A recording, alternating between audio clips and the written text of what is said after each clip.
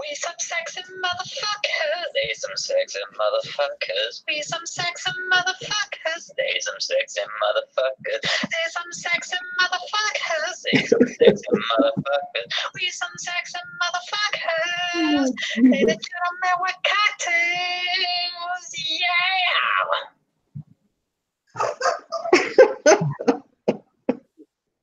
We have got to change that.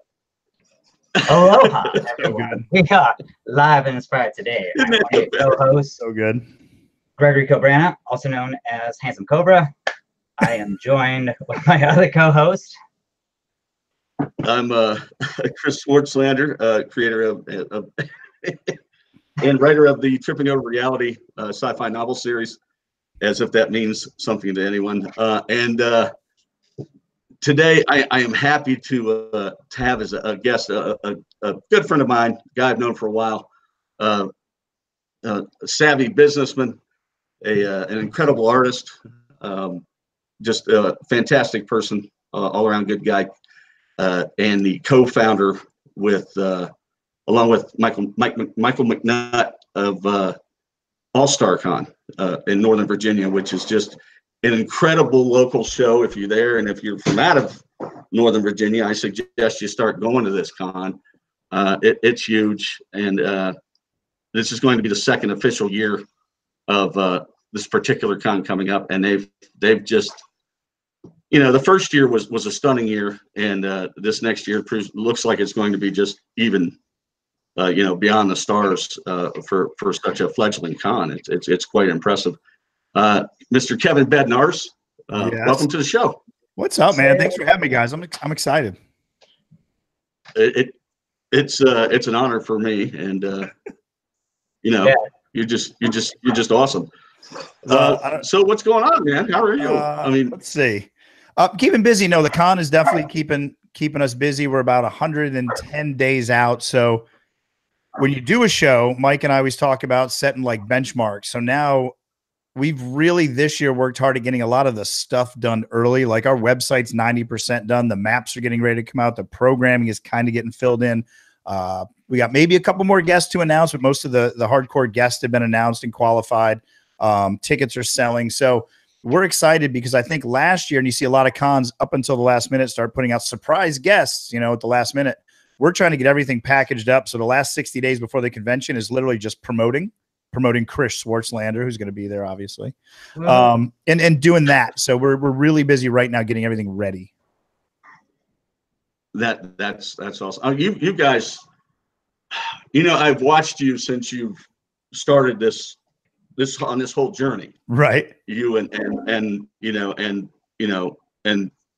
Michael, and it's been incredible. You guys are just like this dynamo of motion when it comes to the promoting of this huge event that's growing bigger and bigger every year, and I believe we'll surpass it at one point Baltimore. In my humble opinion, I think it's going to be that good. You listen to the fans. You definitely have like a community outreach like I've never seen before, and you make people part of this huge family, which I'm honored to be a part of. And I know I'm rambling, but I'm just so impressed. I don't know how you guys You know what's have the funny? energy to just keep going. Well, you know what? It is a community, and Mike has a background in event planning, and I done events at the restaurant. But I think leading with the right intent, like we both have careers, so it wasn't a cash grab. We didn't try to get Jason Momoa, charge $200, make 10 grand, and skip town, which we would never bash any other conventions. There's a million that are good. But one thing we will proudly say is we're sick and tired of going to mediocre events that don't seem to care. Like there's local VFW cons with the long boxes. My favorite, Schaff Productions, love them to death, right? Then there's Awesome Con in Baltimore that are very successful and awesome. Love those too. But I think in the middle, there's a lot of mediocre conventions that don't care, and we're not out to beat anybody or talk bad. There's room for everyone. We don't mean that, but we saw a void. We were like, I want to go somewhere where I get a cool badge. I want to go somewhere where there's a great party. I want to go somewhere where there's good comic books and actually decent food. I mean, we had our own beer, so we're a little bit more like Shamrock Fest meets Baltimore than just a typical Comic-Con. We'll always have comic books. That'll always be the center, but we want it to be something like, we want to be the cool older brothers, right? And throw that great event that people want to go to. So we're trying to fill that void in the middle, which I think is a void. I really do. So that was kind of our intent. So the community stuff is awesome. We love our All-Star family, man. Love it. Love it. You guys are, and you're amazing. And the show was so inclusive, and it made people feel like they were having a reunion of sorts, and I think that gets stronger each year. Yeah, and it seems to get stronger each year. And watching this go together is just fascinating. And it's great. I'm greatly impressed. It's hard, man. I mean, there's a lot of challenges besides the typical like, what date and how do we do this and how do we sell tickets and who's going to create the website. You have all that. We face a lot of challenges too. Again, trying to put this in someone's face and being like, do you like this product? And if you do, tell some people, because it's going to be fun and we don't want you to miss it. How do we convey that message? And I think, again, it goes back to the outreach, because we have kids at 6 years old and people that are 60 years old that are dyed-in-the-wool All-Star fans for life. And we do not take that for granted. So that's why I think it looks bigger than it is, Well, you've created a beautiful brand, and that's important. Yeah. And brand is number one. And you have filled this niche of a show that's still a show, but it still involves comics. Yeah, comics are still Mike always said, maybe in 2 years it's all comics. Maybe in 2 years it's all 80s and 90s retro con. Maybe in 3 years it's all art and music with just one room of comics. We don't know where we're going to go, but we want the ability to adapt, because like I said, there's a million events you can go to, and our goal is to provide the best production value for your dollar. And one thing we're trying to figure out is, do the typical convention goers even notice the tablecloths? Do they notice the lighting? Do they notice a crappy wristband over an acrylic badge? Do they notice, a variant cover versus a goodie bag with, pencils in it? Like, we're trying to figure out what people want and give it to them, not just what we want, but we're trying to figure out what they want. Yeah. And hopefully people start noticing that stuff. Because when we go to events, I know you do, like, oh, look at this cool variant I got at Baltimore. That's why Baltimore's awesome. Absolutely. So yeah. That's all right. That's the idea. That's where it all comes from. And then it just kind of goes. It's you guys, my God, you and your whole crew, Michael and Mike Harbor and Uncle Gary and Uncle Gary. Can I tell you what Uncle Gary's doing this year? We're going to set him up in a Lucy style Peanuts booth, saying the psychiatrist is in 5 cents from the Peanuts. And he actually has a notepad writing prescriptions. So you'll come up and be like, what's a good run for someone who likes sci-fi? And he'll school you and he'll write you a prescription. And we're going to have that just as a fun thing this year. Dude, he's the best. That's awesome. And he's perfect for that. He's the best. He is so amicable. You just want to listen to his stories too. He's amazing. I just spent that's perfect the other day with the guys going through the library and the museum that is his home, and it's unbelievable. Yeah, I'm going to be staying there a week after the show. Nice. Just to read comics. Yep, that's it. It's the best. That'll be awesome. It's the best. That'll be awesome. That is wicked cool. Your art, I did want to mention it has just grown better and better and better, and I've kind of watched you on this journey too. Right. But not that I'm a stalker. I mean, I like when I get the Schwartzlander comic book pages. That's what I like.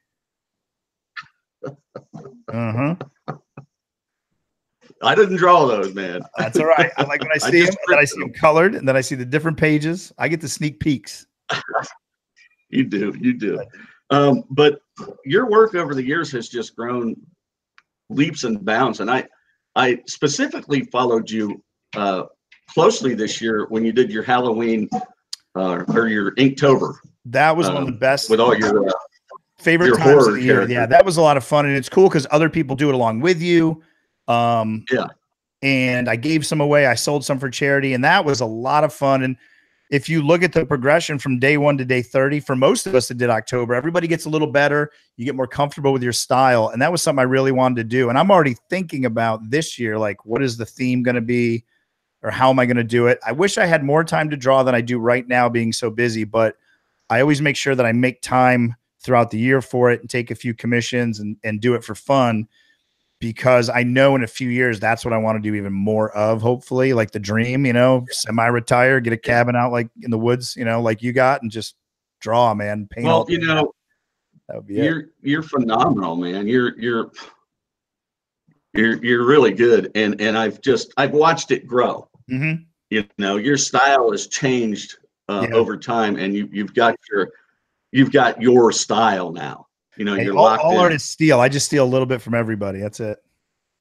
Dude, all writers do. I mean, that's, you know, you just got to, you make up your own gumbo out of the things you've learned over the years from other people. Yep. That's it. And if people like your gumbo, then they like it. If they don't, they don't. And that's, you know, me, like I said, I would love to be in a cabin in the middle of nowhere, but I also love technology. I love social media and how we can relate to people. I love the positive things from it. I think it makes us more transparent than people realize. I think it's a really good thing. And the ability to go on Instagram and message Drew Brophy, one of my artist heroes, and ask him about techniques with paint and markers, and for him to respond and build almost a friendship is awesome. Like, you never had access to writers or artists or comic book creators like you do. And the ones that respond, you can just learn faster and you can get inspired more. And that's what I love about the art. And I'm sure you do with writing, is you can find more quickly. You know, I still love digging through the bins for comics, or going to the library, or going to a museum, but being able to build those relationships and learn, I love it, man. I love it. And I think that's why people progress faster. And I've noticed something, and I'm sorry, Greg, I just keep, you're good, man. Go. Please, I've noticed that in the indie community, one of the biggest things I've noticed is people's willingness to help one another out and to help each other grow. Yep.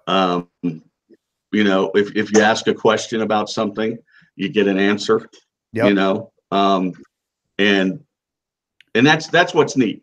You know, if you've got a friend that's a writer, there's and you want it, and you're like, the gatekeepers. Hackneyed. The gatekeepers are gone. Right, the gatekeepers are gone. Yeah. The internet has made it a level playing field. If you're a good rapper, and you drop something good on SoundCloud, you could break through. Where 20 years ago, you had to sell mixtapes out of the back of your car and sign a record deal, right? Yeah. Same thing with writing. That's true. Same thing with everything. If you put in the work, the gatekeepers are pretty pushed away. I think it's made it a much more level playing field. So I think there's more opportunity now. It's just crowded, right? I'm sure you see more writers trying, but they can break through. I love it, man. I do. I love that mesh of creativity, like the all-star community and the things you guys are doing. It just all works together. I love it. It's a lot of fun. Yeah. It's a lot of fun, you know, just, and watching people grow on their journey is pretty cool. Yes. So, Greg? Oh, no. Did you want to say something? Well, you know, thanks, man. No, I was just going to say, like, I was talking about, like, going back to the bins. Like, I've been really getting into, like, a lot of the old Conan the Barbarian. From like Marvel and stuff, and just looking at like reading Roy Thomas and John Buscema's seeing John Buscema's art like through those. I mean, it's just like, holy shit. I mean, the line detail, how clean it is and stuff. Because like I mostly grew up with stuff from like the 90s and McFarlane and stuff like that. So, but just like going back and like we have like a used comic book shop here, and like you can get like, and I guess like. They get like collections, and they have like this stuff for like $1. And I'm just like digging because they're like vintage comics for $1. And I'm like, all right. I mean, a lot of them are weird. I love the dollar bin. Yeah, I do too. I love it. I like it too. It's my best friend. A lot of them are, you know, they're not like in pristine or anything. I mean, they are reader friendly, but it's just like stuff that I hadn't really grown up with, like stuff from like the 70s and like early 80s. So it's just nice to like read like those books and shit. I've got like stacks of them for like just $1 a piece. And just He needs to come to not only All-Star, but you need to spend a day at Uncle Gary's house. Oh, yes, he does. The knowledge Yes, that he has about those guys, if you're inspired by a certain artist, he will, in an eloquent, non-judgmental or pushy way, school you on the history or a certain thing, and he'll pull a book off the shelf and let you read like a special issue. Like, that's what it's all about, though. Like, I love getting turned on to the older stuff that I grew up on, forgot about, and now I'm going back to it and realizing why I fell in love with Kirby, and Bernie Wrightson and all those guys. Oh, yeah. And I grew up with Perez and the like, and he was amazing, and John Byrne and those were the guys I was really digging on and just loving. And then I didn't really, when I was younger, appreciate Kirby so much because to me he was antique. His generation was gone, even though he still worked in the business for many years. I thought it was clunky, but as I got older, it's Kirby, and I really started looking at it, I just fell in love with this world that he creates with his work. Yep. And I just love it. And it's weird. It's kind of weird how your tastes change as you get older. Yeah. Yep. And I mean, let's face it, Liefeld was big for a reason at one time. He did set up a trend, and he is, part of comic history.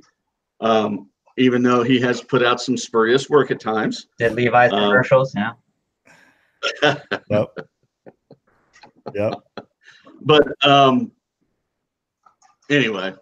No. Kirby's phenomenal. It ebbs and flows, and I'm telling you, I keep going back to Gary, or I go through my stacks. Like, I forgot how good Bernie Wrightson was. Like, really was. And I really look at the line work, and now I go back and I'm like, oh my God, like it blows me away. And I love who else? Like Jim Apparo's Batman is one of my favorites, right? Like, the late 70s, early 80s Batman run from like 250 to 400 is my favorite Batman run right there. Some of those guys. So everybody's style is interesting, and it's fun. Like I said, it's fun to go back and look at it again because I think you see different things out of it.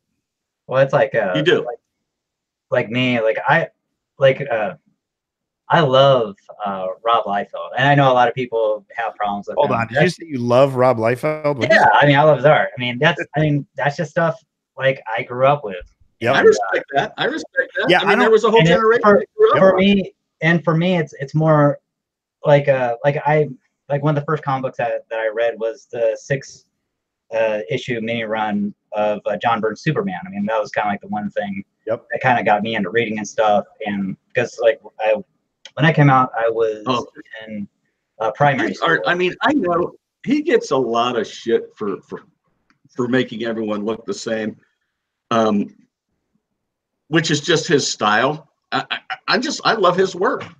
I think he gets way too much crap for that. Those guys were literally rock stars of the industry, and it saturated.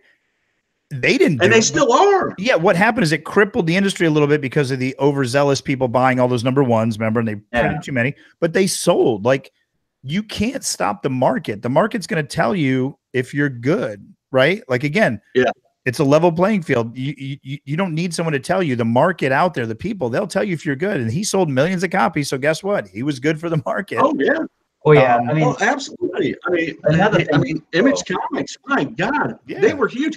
People were willing to wait for books that wouldn't come out on time. And would we bitch about it?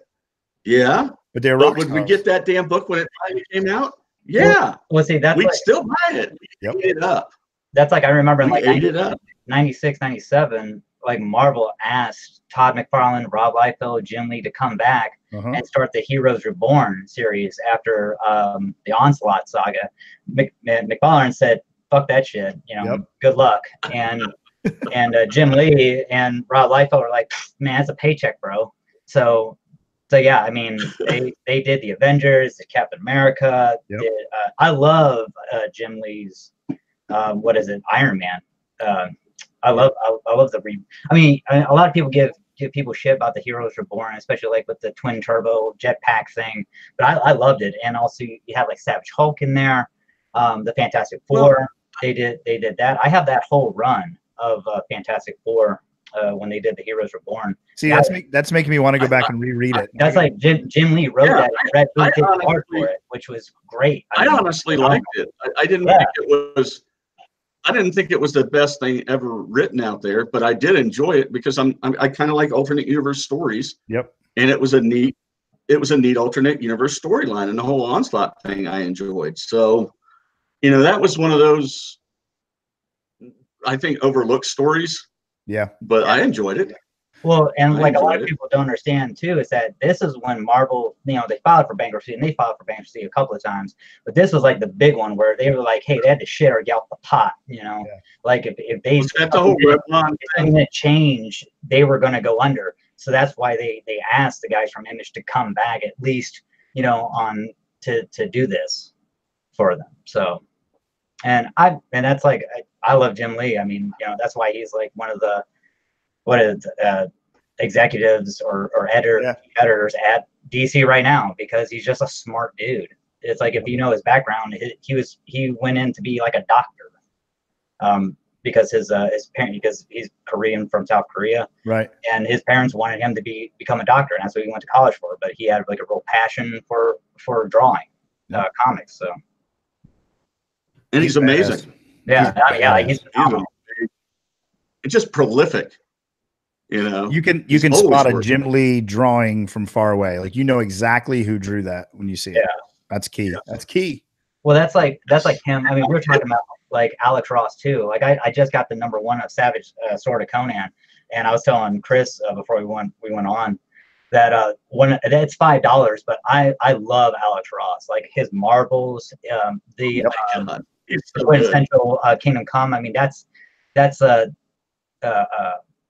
basically the answer to like 90s big pecs, big pouches and stuff like that. Mark Waid at his prime and Alex Ross. And I love that, especially like the Superman versus Shazam, or Captain Marvel, excuse me. Yep. Billy Batson, because that's what I grew up with. I mean, he's the original Captain Marvel. It's like I like Carol Danvers too, but it's like, hey, he's always been Captain Marvel. That's right. He's the Captain Marvel I always knew growing up. But I agree. But I did know of Marvel, but but I've always, like, I wasn't always stuck on one company like a lot of people are. I've always been always rotated back and forth to whoever was putting out the best books. Yep. Or what the best stories I read. So yep. I've never been one side or the other. I mean, I prefer newer DC stuff over some of the new Marvel stuff, but Marvel still has some good books coming out there, man. I mean, their new Fantastic Four is great.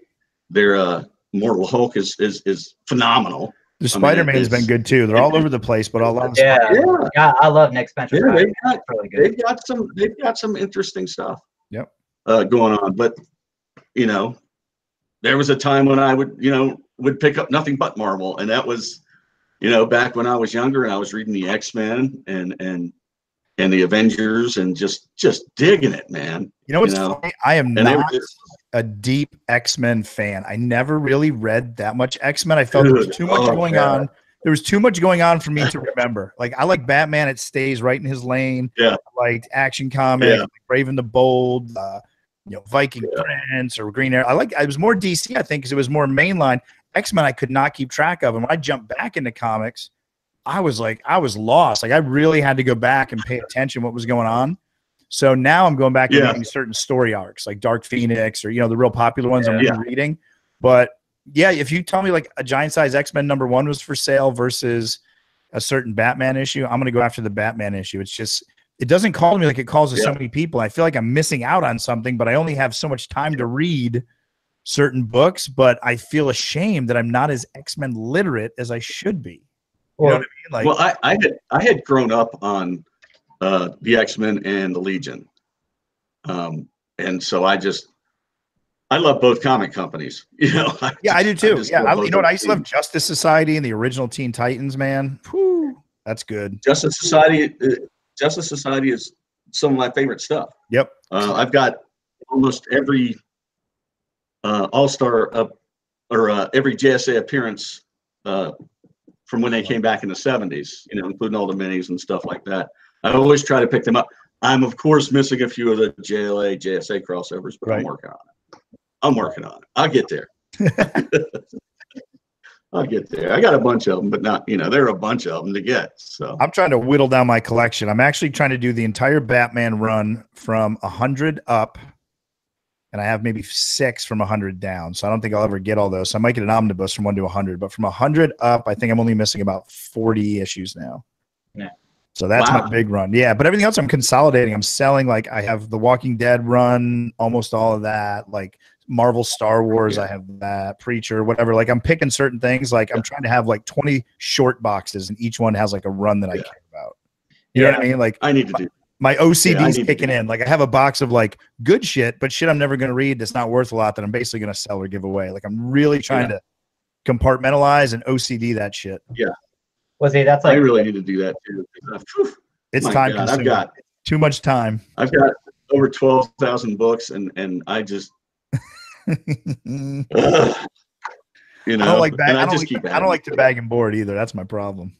Oh, really? Yeah, I hate it. I always bag and board, man. That's just something that I do, but I got to stack it there. That's where to go.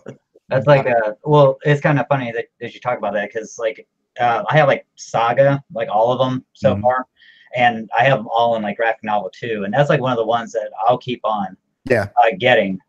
And what about East to West? See, I have the first volume of that. I'm not too big on that. That's East to West. Is that Brian K. Vaughan, or is that Robert Kirkman? That's Vaughan, right? Okay. Yeah, it's great. I don't know what's happening, but it's awesome. Let's put it that way. I'm an art guy first. If I like the way they look, that's why I like Image books so much. Like Paper Girls by Image, drawn by Cliff Chang, is awesome. It's like the Hawkeye when they redid the Hawkeye. It's very simplistic art. So for me, it's the art. Like Saga and East to West, the art's phenomenal. So I'm going to read it. You know, Walking Dead, I like the art. And that's some of the problems I have. Like Preacher's a great story, but I struggle because I don't love the art. It's weird. I'm talking about as it can happen. Yep. You know, I've read a lot of books I've just had to jump off of because of the art. Yep. You know, you can tell when they're rushed. Yeah, you can tell when they're rushed or the colorist is weak. Yeah, it's got to make it quality, especially now that they're $3.99 a pop. Well, yeah, and that's like what we were talking about too. Like you said, we were just complaining about. Well, okay, so like the Savage Sword of Conan, like a lot of the number ones are either $5 now, or like if it's a special one, it's like $7. Yeah. Like what was that one that you got, the wedding issue, right, of the Fantastic Four, and that was like $7-8, right, Chris? Yeah. It's like I got Fantastic Four number 1, and that's like $7 too. It's like I have to admit, it was a good issue. It was an excellent read. I mean, it was phenomenal, but it wasn't worth $7. It's tough. That's a tough one to swallow. Well, see, and that's like, I remember, okay, this is what got me out of comic books, like in the first place, was the Clone Saga back in the 90s. I mean, you had to collect like all these friggin' books. I mean, it's like 300 books, man, that of the Clone Saga. Are we going to talk about the Clone Saga again? Yeah. But you know what? I'm just summing it up, man. The tie-ins, I'm not a fan of the tie-ins. Horrible. Yeah, give me one tie-in book. Like if I'm reading Batman and all of a sudden there's a tie-in from Action Comics or Green Arrow, and you have a 1 or 2, 3 issue arc, that's enough. Like the Metal series was awesome. It was Metal, but all the offshoots and tie-ins, you're going to spend $100 to get this complete story, and you know it's a money grab, and you know it is. But and that's all it is. Give me one tie-in. I think it's really cool. But you know, remember the old days? Check Detective Comics 135. Like they used to do the throwback panel. Yeah. Do that again. Love that. Yeah, you'll make people happier, I think. That's just me. I love that. Yeah. Well, yeah. And then like so I got out of comic books because of the Clone Saga, and then I got back into them because when I was deployed to Iraq, like a buddy of mine was telling me about Peter Parker, like about Doc Ock taking over his body. I'm like, what the hell? You know, I'm like, and he's like, dude, you got to check this out, bro. Like shit's going on. And I'm just like, what the fuck? What the hell? There's no more. Okay, so you know, like I as soon as I could, man, like I got the first novel, and it was just great, man. Like the fucking it's just like Doc Ock taking over, being all lethal and shit. I'm just like, damn, man, this is a cool ass Spider-Man. I gotta get into this shit. And and I have all the graphic novels of was a Superior Spider-Man, and I have like a #1, but it's like a third printing because apparently somebody said that they did like 5 or 6 printings of that, and good luck trying to find a #1 the first printing because it's like holy and then learning and understanding that it was only supposed to, Dan Slotts even said this, that was only supposed to go on for like 12 issues, but Marvel was like, no, man, make this shit last, man. So that's why they had Miguel O'Hara come in and, Spider-Man 2099 and the Superior Venom storyline too. Do you think he held out for more cash? Probably. I mean, probably gave him I would have. Probably. I would have. I'd have been like, well, what's it worth to you? What's happening? Let's go. But yeah, I see them ducats. I love what Nick Spencer, Ryan Otley, Humberto Ramos, and Chris Botchell are doing with Spider-Man now, the Amazing Spider-Man. I think it's great. Ryan Otley's great. Yeah, I like them. I will say I don't like Robert Kirkman as a writer. I mean, I'm not going to get into it, but I don't. He's not my cup of tea, man. But I do like Ryan Otley's art on Invincible. Like I have a couple of issues, and it's phenomenal. It's really. Yeah, Otley's good. I'll tell you what, I'm pumped now that we got Tom King and Clay Mann coming to the show. Go back and look at Clay Mann stuff. He's nasty. Like, oh, dude, man. Well, like I've seen him ever since what was it, Valiant, man, when he was working over there. I think he did. I know he did Ninjak. I think he did a couple of issues of Exo Manowar as well. I'm not certain, or at least he did like a crossover. His stuff looks great. Yeah. Was this old Valiant or new Valiant? No, it's the new Valiant. It's not old, not from the 90s, man, or when Acclaim bought him out. It's when they revamped it. Right. It's hard for me to keep track. Well, see, Robert Venditti, man, that's where he cut his teeth, man, was fucking Exo Manowar over there. And then he went on to Green Lantern after Johns in New 52. Oh, he did amazing work on Exo Manowar. Oh yeah, man, dude, I have like I think like the first 3 volumes of that. Yeah, I have a bunch of that new Valiant stuff. It was good. It's good stuff. I like it.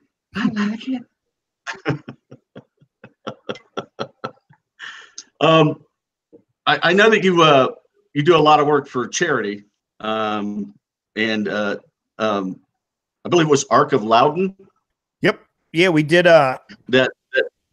we did that last year. So we figured like let's attach a charity to the show. That's always fun to give back. And because of mutual friends, the Arc of Loudon, the Arc is nationwide, but the Arc of Loudon has a big campus. They have a huge haunted house every year as a fundraiser, and they help special needs kids and their families, and they have a campus and all this stuff. So we worked with them. I think we raised a total of like $4,000 last year between the con and other events. We're going to do it again this year.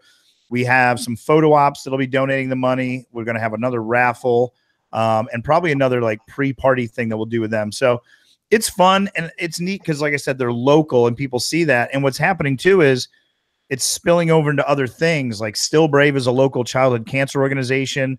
All Stars sponsored.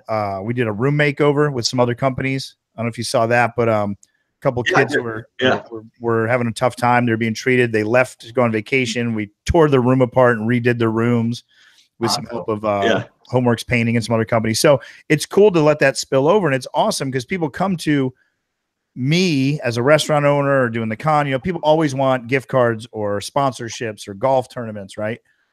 And it's hard because you don't see any return on investment. I don't know about you, but I've never been to a golf tournament, saw a sign and was like, oh, I'm going to call that plumber, right? It just, it doesn't, your name on a t-shirt. So we're trying to do stuff that's really interactive, and in businesses that are sponsoring us this year, like Lost Rhino, we're going to go throw a party at Lost Rhino because now, like we said earlier, bringing it full circle with our community of friends and all-stars. Yep.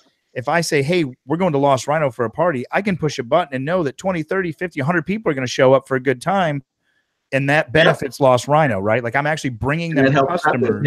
You're networking. And I'm bringing customers to a place that I believe in, because I know Lost Rhino is going to have a good beer. They're going to do good stuff. So that's what we're trying to do on a small scale. They always do have good beer. Yeah. So that's kind of the thing. Like, let's work with people that we like. Cause I don't want to, what is it? Celebrities are pushing brands they don't give a shit about. We're trying to work with companies that we like and support us, and then really try to bring them value. And we might not raise $1 million, but I think again, like you said, if we grow it's cool to do that from day one, right? Like it's harder to give a dime from a dollar than a dollar from 100. Yeah. So also, yeah, you're building awareness as well. I mean, and like other businesses probably like in your local community see this as well, and they may be inspired to be like, hey, are you going to do this again? Yeah, and there's a couple buddies of mine that have done some bigger stuff too. So it's reciprocal. Yeah. Like I said, from the very really the awesome. first 30 seconds, if your intent is right on your writing or your show or your con, if your intent is good, you know, and you're not out to screw people and you have some thick skin, I think eventually it'll pay off. So that's what me and Mike said. Like the con is a 5-year plan. You know, it's a passion project. It's long term. Yeah. So we're trying to do the right thing from the get. Trying. You two are amazing. He's amazing. You two are amazing. You know, and a shout out to Gary Promise, who was just. He's a beast. Tom, you know, Yama, guy, wife, Thomas. Yeah, I mean, our design guy makes all the rings and stuff. We have a great team. Yeah, you know, Marissa and Rob Kalin, Serena, and I mean Rob Kalin. Heck yeah! I mean, just an incredible group of people. It's fun, man. All with different walks of life, man. Really different people. Who I've known, yeah. Who I've known. I mean, I've known Rob for years and years and years. Yep. When he worked at Ogre Phoenix Comics. Yep. Laughing. Yeah, well, back when it was Phoenix, back when it was yeah. I mean, I had gone to that shop before Rob had gotten there. Back when it was over on where was it? In Herndon. Yeah. I love hearing the history, backtrack, the old stories. Yeah, it was in Herndon for years. And oddly enough, the store in Ohio that they bought, the Laughing Ogre, was a store that I used to go to when I lived in Ohio. That's crazy. Before they owned it, which was really kind of neat. That's awesome. Love it. Yeah. Full circle, baby. Yeah. It's weird. So Seinfeldian. What are you most looking forward to at the show? Just hanging out or anything particular? Any guests, like anything that got you excited? Me? Yeah, I always want to ask you, like, what? Oh my God! I mean, there's so many. I mean, I get to go see my friends and some very talented locals like Tyrone Selby and Johnny Lipsha, and you know. Jason Axtell and just tons of dudes that I know that are there. You guys have got Mike Zeck. My God, to me to an old school comic guy, that's a huge pull. I like that. Yep, I'm pumped, man. That is huge. That is huge. You know, when I went to Baltimore Comic Con one year, and this is the shame of people forgetting the legends, is I went to Baltimore Comic Con one year. And Paul Levitz was there, and there was no line. Yeah, and I was so disappointed that there was no line, because to me he's a superstar. Yep. You know what I mean? Yep. Grew up reading Levitz, and so I had to get. Hey, that's like Mike Harbour and Gary with Tim Truman, who does Grimjack. They're yelling at me to get him to the show, and I'm like, listen, you guys might be the only ones in line. He is a legend, but it sucks because you got to get guests that are going to draw people, but I don't think. But it's amazing. Yeah, it's funny. You got to get guests to draw people, but then you got to try and get like across the spectrum of fandom.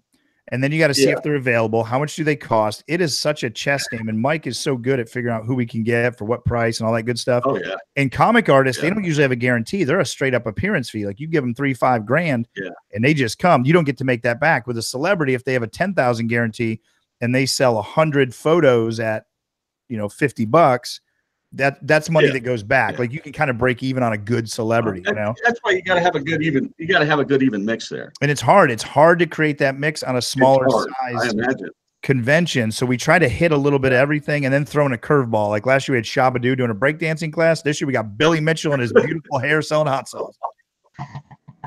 So I don't know, man. Well, I mean, you've got a lot of. I mean, you've got C. Thomas Howell's going to be there. I mean, that's awesome. Man. Red Dawn, Punisher, The Hitcher, Outsiders. I love The Hitcher. The Hitcher is one of my favorite films. It's going to be a good show, man. Rutger Hauer. I'm pumped. I got to get back. I got to do work tonight, man. I got to sit there and send out emails tonight. It's crazy. You're a busy man. Yeah. You're a busy man. I appreciate you. Been in your time schedule. And It's fun, dude. We got to flip this. We got to flip this and do an audio recording. Get you guys on a podcast before the show for sure. I would love to do that. That would be a lot of fun. That would be great. Yep. And that's All-Star Comic-Con, June 8th and 9th, VIP party on the 7th. The allstarcomic.com. Yeah, VIP. Yes, you got to check it out. And 8th and 9th is the. You've got to check it out. It's gonna be a lot of fun. I can't wait to see it, man. I'm going to be there. I'll be there selling my books. Yeah, Chris is trying to get me to come up there, man. So I have to check out my I would like to thank Kevin for making sure that I was there this year. Yeah, man. That's Mike Harbor and Gary. Those guys planted the seed, so you know. Don't you think I'm not going to bring them up? Because I mean, they're. But I mean, if a lot of I had an accident, and because I'm an idiot, and I've been down for quite a while, and I wasn't going to be able to afford to go to the All-Star Con this year, and fortunately, Kevin and because of Uncle Gary and Mike Harbor, who are just. Yep. To me, the coolest dudes that ever lived, and it's family, and I really man. Appreciate it. Like you said, it's a community thing. So it's not an all-star without certain people, and people notice it. You know what I mean? And they come to expect it. Yeah. You know what's cool? I think we could have 0 celebrities and still have a good draw because of that community. Not yet, because we're still young, right? We got to throw Mike Zeck out, but. I like the local stuff. Like our yearbook this year is all local names and comments and things like that. We have no superstars in some of the printed material, and I think some people are going to get it expecting to see like a story on C. Thomas Howell. Instead, they're going to read 2 chapters of Susan Quilty's novel and be blown away. That is awesome. Yeah, that is awesome. That's what we're trying to do, man. So I appreciate it. That is beautiful. It's all the family, and I appreciate everything you've done and everyone else has done. And I'm sorry I walked all over you this show, Greg. No, man, you're good, dude. I figured I'd sit co-pilot or backseat this one, man. So I love it. Well, let's hook up soon. That we'll get the audio for hours. We can do this again, and we'll put it on our show. We'll definitely do we'll do it again for sure. Yeah, I would love to. That'd be great. That'd be great. So take it away, Greg. You gonna play that song again? Oh, we got a takeout song. Awesome. Oh, okay. I mean, are we stopping or I just I'm going to put the kid to bed and get on my, I guess send some emails. I think he has to go. I think we had a half hour and it's been forever. So how long we go? 40 minutes? That's good. 45 minutes. That's good. Okay. Well, I don't want to keep him forever. No. I just didn't know. He's very busy. It's all perception. Yeah, I'm telling you, man, I've never seen anyone on the move like this guy. If I had half his energy, I'd be back up and running again. But you know what? I'm lucky. I have a good staff at the pub and family and all that because I can afford leave things and go do other things and stuff like that. So it's what it is, man. Yep. It's that's the Ashburn.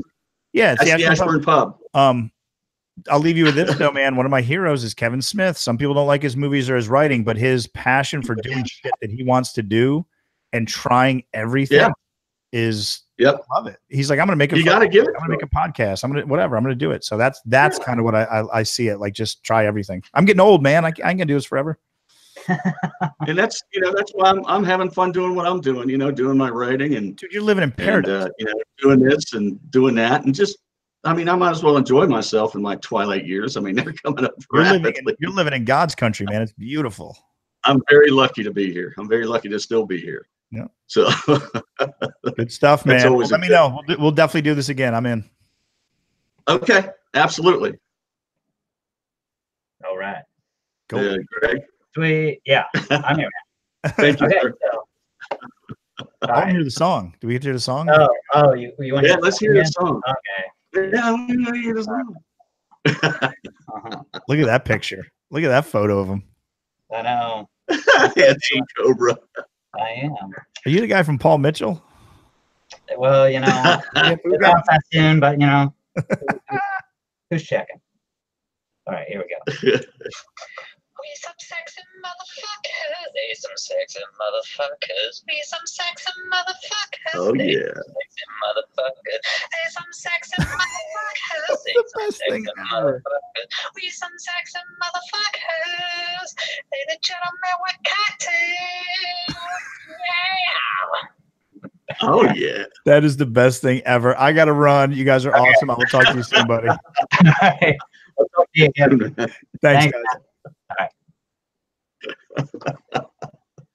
That's pretty Oh, good. that has to be the best extra song ever. I know, and you want I me love to like get rid of it. You're like, we gotta change it up. Man. Like, no, dude, that's So they have to act like one of us has some sense of decorum. well, yeah, it totally isn't me. It's like, you know, I'm just like, hey, I totally no. I'm sorry, man. I didn't know if you wanted to, if there was something else you wanted to talk about and stuff. So that's why I was just like, no, oh, okay. I'm sorry. Well, I mean, we can still talk. Okay. I mean, I just didn't know. I knew that he had to go. He had only given us a half an hour, and I knew he's very very busy, and I didn't want to cue him up. No. You're totally good. Real abruptly, That's why I wanted you wanted to make sure that we were being, cooperative hosts. Yeah. Well, of course, man. No, that's. I'll take the blame for that. Sorry. It was just blame. Nah, man. So it's all good. Shit, it's all good, brother. It's all good. Oh well, let's talk about some stuff. Okay, man. Reign of the Superman. Anything you've been doing? What's been going on? I have Reign of the Superman on 4K. Oh, you got the movie. I seen that, man, at the Walmarts. Yes. It is an excellent follow-up. I mean, once again, if you suspend disbelief of what you already know about these characters and when these events happened, these are some pretty good movies. You know what I'm saying? Yeah. They set it in the DC animated universe that they've created. Mm-hmm. So it doesn't take place when it takes place. So you're not seeing the Justice League when it takes place in the comics. So you're not seeing the Justice League from, the blah-ha-ha Justice League of the 90s who initially faced Doomsday with Superman. Yeah. Which made for an interesting follow-up story. But you're seeing the Justice League as lined up for the animated series, which I'm fine with because it's good. It's very good. Yeah, I'm guessing it's like what is it? Shazam, Aquaman, Cyborg. Cyborg. It's basically Superman, Batman. Yeah. Man, it's good. It's good. I enjoyed it, and then the follow-up I liked. Instead of Mogul being the big bad, you remember he was the big bad near the end of that story, mm-hmm. and it tied in with Mongol tied in with the Green Lantern story mm-hmm. that was going on at the time. And instead of him being the big bad, this time it was Darkseid who was wielding the strings of Cyborg Superman.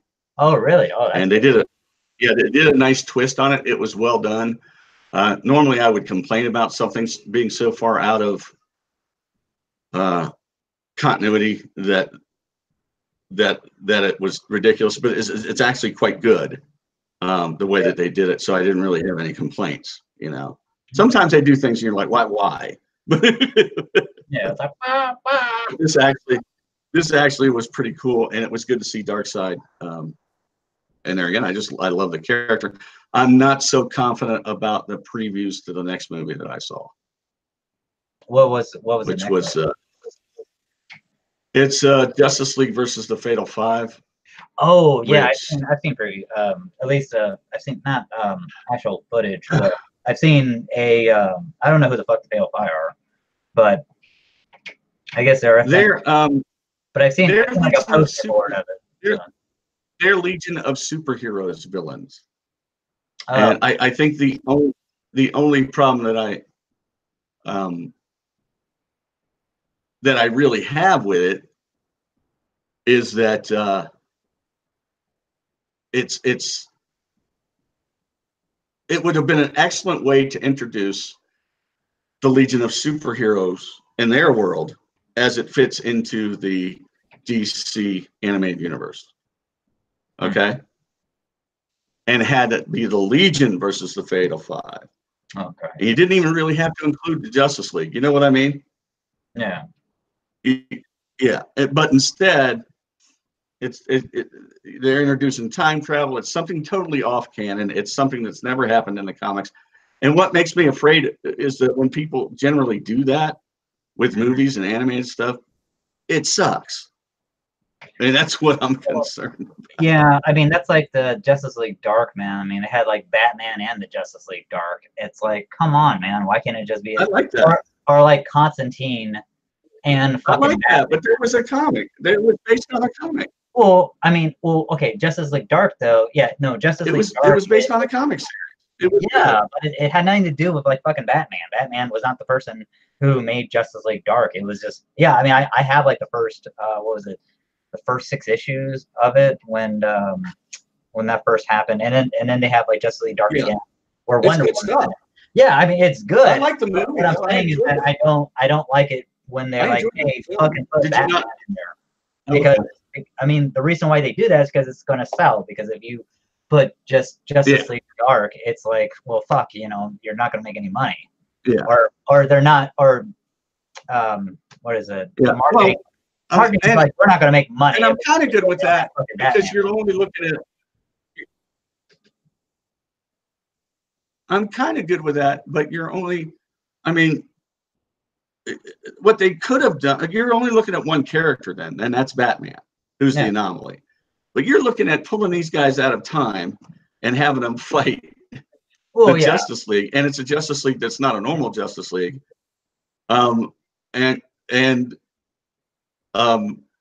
You know, it's full of characters that haven't been in the Justice League, but were, interestingly enough, on the Justice League in the Justice League Unlimited series. Yeah. So they may be linking the universes, which would be kind of a neat thing to do. But I'd like to see if they're doing that. Well, yeah, like I wasn't trying to. I just think they could have done. They could have done Superboy and the Legion of Superheroes versus the Fatal Five. Well, yeah, and that or Supergirl would have been awesome, and done that some of that Supergirl run. Well, I was just trying to make comparisons, like parallel, like what you were talking about with the Justice League. Yeah, you're right. Like, the whole Batman and like every fucking body else, because we got to sell this shit. That's where I was coming with it. It's like we got to fucking sell the League with fucking the Fatal Five, because if we try Legion of Superheroes and fucking Superboy and Supergirl, it probably won't sell as good, because we need fucking something that's going to be a statement. Because we built this with the Justice League. But I think when you do that, I think when you do that though, in a franchise, you threaten to close down a lot of avenues of approach when it comes to storytelling, and that's a problem. You know, I mean, they have so many ways to introduce so many more characters into their DC animated universe, and they stand a chance to make more money. They should. I mean, they can afford to take that step. You know. Yeah. That studio can afford to take that step. Yeah, I mean, it's one of those things. Yeah, especially when it comes to animation, because to me, it's like animation should be kind of like the test pilot, like in some ways, to see if somebody actually gives 2 cents about it, before you go to like live action. The problem that I see with stuff, it's more or less oh shit. Now I kind of lost my train of thought. But thought. I'm sorry, man. I'm blanking now. Totally lost what I was gonna say. I'm sorry. Go ahead, man. That's all right. Back to me. I don't know where you're going either, but it looked to me like like you were Wile E. Coyote being flung into the side of a fake cave entrance. I know, dude. I was like Icarus watching the sun, and my wings melted, man. Made a fucking wax.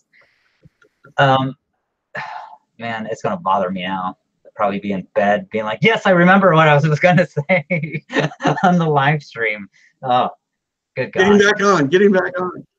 Yeah, but yeah. But I mean, I guess my original point is I'm just afraid that it'll fail, and I don't want to see that. And I am kind of biased towards the Legion. I kind of would like to see them more. I know they're going to have some special appearances in the movie. I believe Saturn Girl's going to be in it, which I think is cool. Yeah. I would just like to see an all-out Legion movie, and I'm just being a fanboy. I understand why they're doing what they're doing, but I'm just bitching. Oh no. Oh, I know what I was gonna say. So basically, we are the minority in this. Like, what I mean, a la fucking comic book nerds, right? We're not the general population. Yeah. The general pop is gonna see, oh, fucking Superman, Batman, Justice League, fucking Aquabro, my man. You know, it's like they're gonna see that shit and be like, oh, you know, enticing. You know, and so, but if they just see Legion of Superheroes, they're gonna be like, what the fuck is that? You know, but to me, it's like you start out animation because you're not working with that much of a higher budget, and also too, you have like, and usually they contract to whoever will do it the cheapest, and yeah, as fucked up as that is the truth. You have like 5 different studios working on different projects and stuff like that. You have this part of the script. Okay, you work on this animation. You have this part of the script. It's kind of like video games in a sense. So, so yeah, you have all these animation houses working under the one umbrella via Warner Brothers to put this into a movie. So that's why sometimes some things will look better, not as jarring as others via video game or even special effects in like anime or I don't want to say cartoon, but shit, what is it? Yeah, animation. But so yeah, animation. Yeah, I'm sorry, man. I was just like, you were going, man. I was just like, look at him run. I wonder if he's got enough leash to keep running. Yeah. Oh, he done choked himself. I know, dude. I tend to do that, man. It's the old schizoid formation, man. You know, but I do the same thing. I just get going and I'm like, what was my original point? I know. Anyway. But yeah, no, like I actually saw, since we're talking about movies, like I actually saw 2 movies. I rented Shape of Water and Black Klansman, and I really enjoyed The Shape of Water. I thought Shape of Water was really good. I liked it. I'm glad I've seen it once. I probably won't ever watch it again. I thought it was fantastic. I like the story and stuff. I'm just not that big. And I thought the creature, the amphibian man, and the story was awesome. It was like magnifique. You know, it's Guillermo del Toro, so he does a fucking phenomenal job. It's just one of those. It's just not really for me. As if, like I would rather watch Bright, and I know a lot of people gave that movie shit, but I love that movie so much. I would rather watch that than fucking Shape of Water. But that's me. It does not mean that it's a bad movie or anything like that. It's just that's just my I'm just that demographic. And Black Klansman was actually really good. I actually liked it. I probably won't see that one again. It's just one of those. I mean, there was one part, man, where it was just kind of. I mean, just you have this old guy talking, and this old African American gentleman, and he's talking about like what happened. And I don't know if it's an actual event like this happened, because I know it's based on true events, but you know things are dramatized and stuff like that. But it looked like this gentleman, like they actually got this person, and like he actually grew up in this time, and he was telling this story throughout. And then it kind of like cuts to other things too, but throughout him telling the story. And it's just kind of like, holy shit, man. And yeah, I mean, that was a real heavy part. I actually liked Adam Driver Kylo Ren in it. He did a really good job. I thought he was a pretty phenomenal. The lead actor who played Ron Stallworth, who is actually basically the Black Klansman, who like you never see Ron Stallworth in like David Duke, who was like the leader at the time of the KKK, which they say is the organization, and Adam Driver plays the white Ron Stallworth in it. So when he meets with the Klan, it's Adam Driver, but on the phone talking, it's the lead actor. Yeah, it's actually really good. I mean, it's based off of events. I mean, there are liberties that they do take with the movie. Yeah. Like Donnie Brasco, Yeah. Yeah. But it's really good. But it's just there are some things where I'm just kind of like, man, why the fuck would you do that? Or I understand this is for dramatic tension, but it's kind of like, yeah, okay. But it was just like, it's a really good movie, and I do highly recommend it. At least watching it once. I'd like to check it out. Yeah, I would like to see it. I mean, and also too, I mean, they're both Oscar bait ones. So I mean, I know The Shape of Water won for Best Picture last year. Yeah. And it is based in the 70s. Yeah. And I like films based in the 70s and 80s. I think they're always interesting to look at, and especially when they're based in truth. I always find them fascinating. Always. Yeah. I mean, that's like I like the Nice Guys with Ryan Gosling and Russell Crowe. Yeah. That's basically the 70s, and I have that on Blu-ray. Interesting. Yeah. I mean, I just like that time period, and that's like, what is it? Once Upon a Time in Hollywood, the new Quentin Tarantino movie that's coming out. That's with Leonardo DiCaprio and Brad Pitt.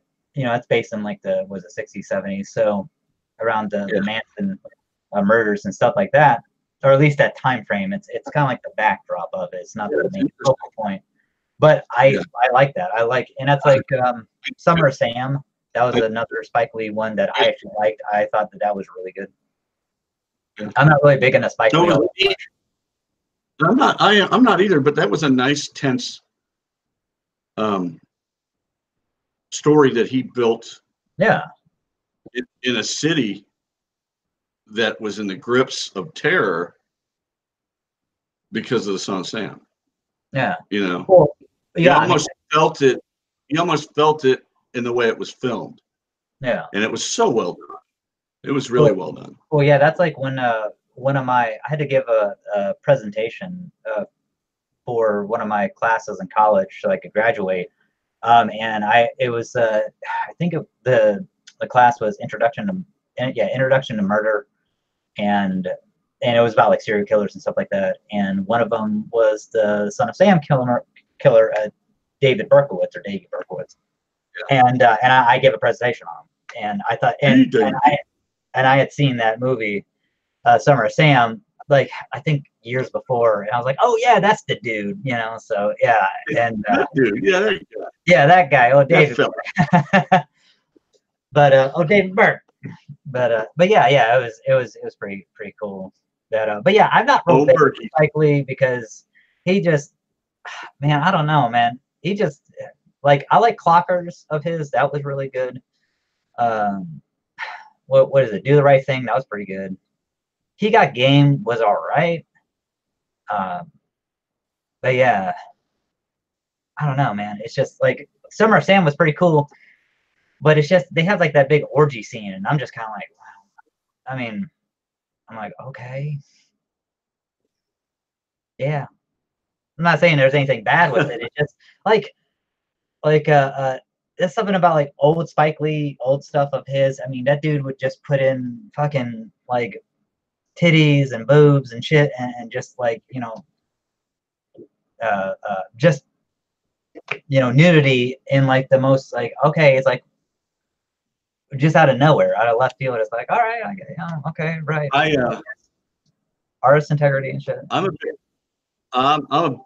a bit concerned. I am still a fan of nudity in films. I always will be. Oh yeah, I am too. It's just like I mean, it would be kind of crazy. Like, imagine I like it when it pops if up. I saw Summer of Sam with I my like it. mom, and next thing you know, that big orgy scene comes up. I mean, I would feel very fucking I like it. just. I like it freaky when shit weird. like that just pops up out of nowhere. I find it fascinating. That's why I like Russ Meyer's films. Yeah, I mean, it's like in fucking Russ Myers. It's like oh, what the fuck is it? Fight Club, man, where you see like the dong, like for like a brief second, Oh, because he talks about like slicing in slips of pornography and into like G-rated films and shit. It's like, Jesus Christ, man. It's like when the cute Kelly Fox and the gentle rabbit meet for the first time, and you see like a big flopping dong, and it's like, oh yeah, you know you've seen it. You just don't want to talk about it or think about it. And then then after he says that stupid monologue, you see this like little girl crying. You know, it's like, oh my God, dude, Jesus Christ. It's like, it just, and then at the end of the movie, you see a dong. It's like, oh my God. That's I mean, The Watchmen. I mean, come on. Could there have been any more dick in a movie? Well, I mean, other than Boogie Nights. Well, I mean, okay, because see, I don't mind Boogie Nights so much or Watchmen, because it was just one of those things where, fake. Oh, not really. It's just because of the simple fact that it was more about nudity. Like, to me, there's nudity and then there's being naked. Nudity to me is just basically you're just kind of there's nothing. It's just, this is who you are. There's no shame in it, right? You know, like Dr. Manhattan had no shame in who he was, because basically to him, he was no longer human, even though he was human. It's just weird as fuck that he was trying to divorce himself from humanity. And in Boogie Nights, everybody kept on making, talking about Eddie Adams / Dirk Diggler's big ass dong, and we haven't even fucking seen it. So he's like, I'm a star. He whips it out at the end. He's like, I'm a star. I'm a big bright shining star. And you just see this fucking prosthetic dong that looks really real, and it's like, well, damn. Okay, man. That's what all the hype was about. Okay, cool, man. Shit. Big as Italian loaf of fucking bread, man. It's like, I get it now.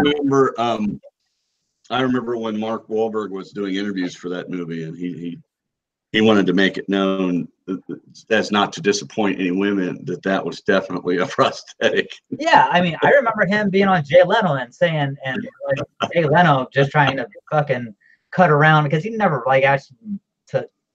never asked him like straight up bluntly, hey, was it a prosthetic or was that your real junk? I mean, he was just like, so when the scene, his big ass fucking chin, and he's like, yeah, it was fake, it was like, yeah, so how did they glue it on there? Did they scotch tape it? It's like, oh, being stupid. It's like Jay Leno as what? Yeah, it's his big chin. Yeah. I wear a lot of denim. That guy. Yeah, he would always like shake his head or do some stupidness. I mean, Jay Leno's funny, man. It's like, I'm not trying to. Where's my motorcycle? I mean, he would always fucking. I mean, it's like, dude, just ask him a serious question, man. I understand, yes, TV, and you got to skirt around it, but it's like, hey, you should just have like a disclaimer or some shit. Be like, hey, we have a guest on here. We're going to be talking about maybe some provocative stuff. I mean, it's 11 o'clock. This bitch is coming on, so your kids shouldn't even fucking be up at this time. So at least on the East Coast. I mean, it was like 8, I think. But anyways, yeah. So I had that's like, okay, that's like the whole bat dong thing. I mean, he was nude. He wasn't, I mean, he, everybody, to me, it's like the shame. I mean, he got naked when the fucking suit came at him in Batman Damned, and was like, rah! And you see him actually covering up and Bruce, and stuff like that, because he's like ashamed, because it's like the suit, because he's no longer Batman, he's fucking Bruce Wayne. So I mean, that's to me, it's just. But when you have, it's just one of those things where where it's just sorry. uncomfortable and weird when like you're with like, you know, like your ma or like your uncle or some shit, and you're watching fucking Summer of Sam, and you got like this like orgy scene, and you're just like, man, I don't fucking need to see this with them, right? It's like, this is fucking bad. You know, I mean, which I haven't, and I would never, but it's just one of those things where it's just I would feel very fucking uncomfortable. Like, so it's just like some, like even if I was like, even if I was out on a date, you know, it just I would feel kind of uncomfortable having my date watching that fucking especially if it's like the first date or third date. You know, I don't do movies on the first date. That's kind of weird because it's like you can't talk and no. I have a, well, to me it's like, okay, so movies to me it's kind of like a it should be like later on. It's like if it's a third date, or if you feel like she likes you, you like her, and or vice versa, you like him, he likes you, you know, whatever you're into, whatever tickles your fancy, right? You know, I mean, if you're gonna hold hands and stuff like that, to me it's like, yeah, I mean that's pretty cool. But I mean, usually first dates you don't do that shit. I mean, to me, and also too, it's dark. You can't really talk. I mean, it's an intimate setting, yes, but what are you gonna do? Just stare at the fucking screen? It's like, that's real great, you know. That's a great old time, unless you go out and afterwards you talk about it. You know, you take out to dinner or something like that. You you can do both. You can have dinner prior. Yeah. I don't suggest that, because that usually leads to a carb overdrive and you fall asleep during a boring movie. Or you can have dinner after, or maybe a cocktail, or you know, some coffee, and talk about the film and get to know each other, and maybe that'll open up some doors. Yeah, and also too, man, like I'm like this, man. I like to spread out certain things. Like, okay, because I don't want to like overdo, like, okay, because I'm always a person where I like to do a lot sometimes, where it's like, okay, I got this great plan. We can go to like the fucking park. We can go walk around the park, and then like go downtown, get some ice cream, and that, you know, it's like I can micromanage like a whole fucking date.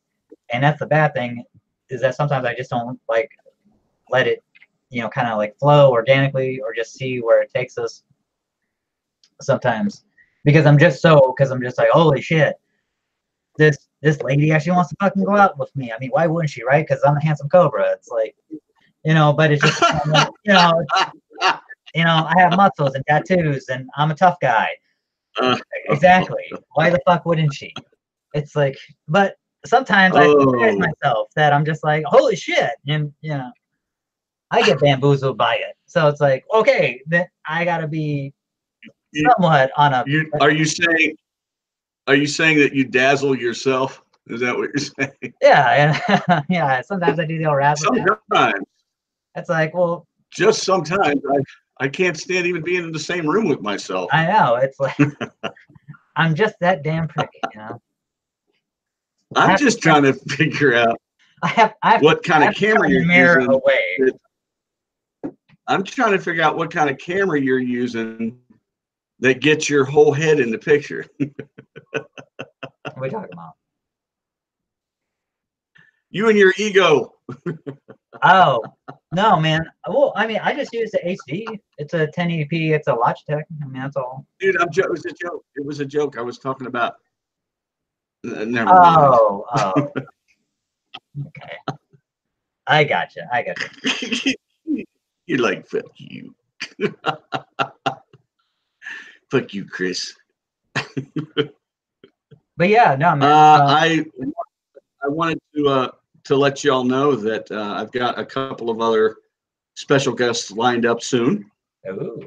One of them is Doug Adams, who does some really cool online auction work. If you're a big comic fan, he'll be on, and we'll be doing a giveaway of a book for anyone who is on and watching, or follows up by a certain amount of time, I'm sure. And he's just an awesome dude. He has a huge collection he's selling off of, and they're all just beautiful books. I mean, anything from 7.0 to higher, and a lot of it's slabbed. I mean, he has just got some just dynamite stuff. If you ever want to catch one of his online auctions, and he's an awesome dude. He's a fun guy to talk to. So he's going to be on, and I'm looking to try to get and Greg, if we get this awesome gentleman on, we're gonna have to curb our language. I think out of respect for him. I know that he, like me, is a religious man. Only I tend not to be. So basically, we can't. I just want to respect him. That one. Because I respect him. He's a good guy. So.